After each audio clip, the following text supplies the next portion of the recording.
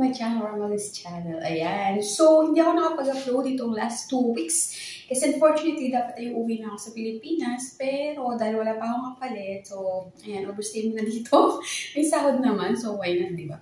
Ayan. And then, syempre, dahil medyo matagal-tagal na akong hindi nakakapag-upload, nakakapag-update sa aking channel. So, ngayon ay magluluto na naman tayo na isang recipe dito sa Middle East. So, alam niyo guys, swerte kayo sa mga amin nyo kapag may fish kayo sa bahay, sa mga kabili ng fish kasi hindi katulad sa Pilipinas na napakaraming choices na pwede nyo lutuin, pwede nyo kainin, ang oras mismo na gusto nyo, di ba? So, dito sa Middle East, kung ano lang yung ang prepare ng amo na lutuin, or halimbawa kung ano lang yung meron sa ref, syempre, yun lang yung lulutuin nyo. And then, syempre, ayan. So, si Madam ay nag-grocery last time. And syempre, so meron tayong mga fish dyan sa ref.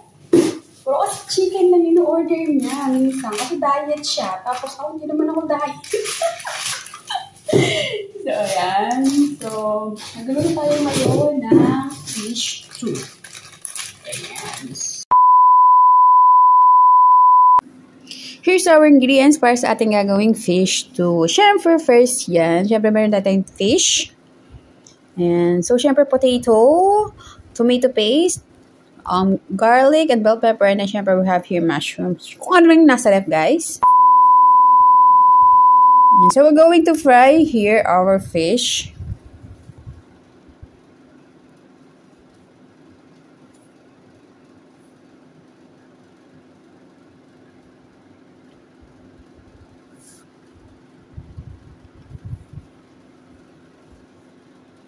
Yan, so maluluto na siya guys. So here's our vegetable. So nakat ko na yung ating vegetable here.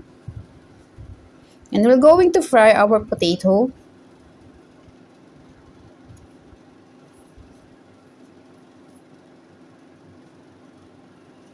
Yan. So syempre, after maluto niyan, ayan, magsisimula na tayo mag-saute nito ang ating fish stew. So yan pa nga pala yung mga ibang spices na gagamitin natin para sa ating recipe for today. So, in our pan, guys, just add little amount of oil, olive oil, palm oil, any kind of oil. Ayan.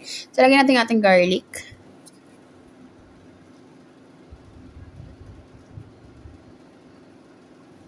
So, hindi lang ako gumagamit ng onion kasi wala siya dito sa bahay. Not available. Ayan. So, just add tomato paste. And the other spices, lagyan na natin din, guys. Yan. Ito yung Arab spices siya. Ayan. Baharat tawag sa Arab country. So, salt. Then, pepper.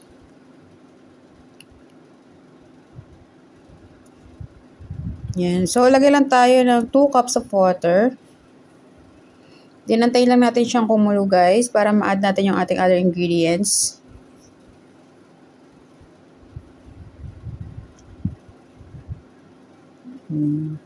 So, ayan, kumukulo na siya, guys. Kaya nalagay ko na yung ating mushroom.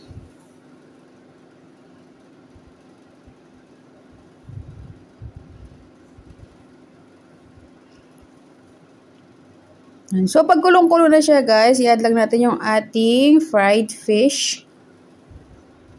At ayan na nga, nag-swimming na sila sa ating sabaw. Sana all sabaw. Ayan. So, right after that, guys, we're going to add our potato kasi already fried na this. Ayan. So, no need na para masyado pang maluto yung potato and fish kasi na-fry ko na siya earlier.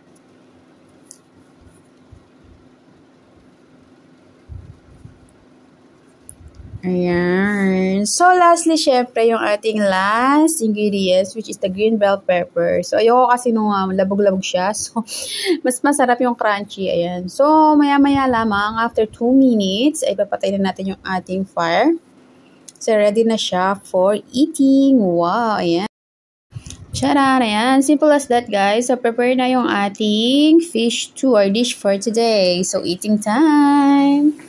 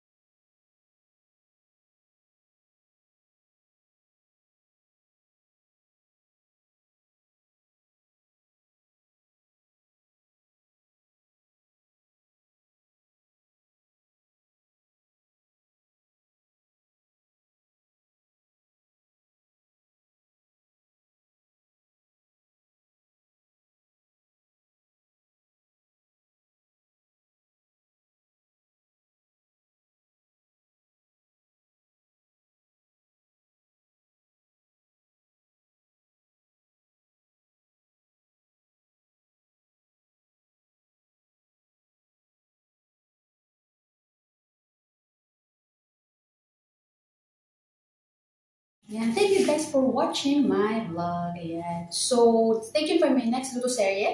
And shout out sa mga team dyan. So, sa mga team ko dyan, sa mga watch to watch dyan, and syempre supporting team ko dyan. Sa Team Good Vibes, thank you so much guys. And sa Team Rising Sun, Team 98, Team Sparrow, Team Tulong, and syempre watch to watch Athena Madam, shout out.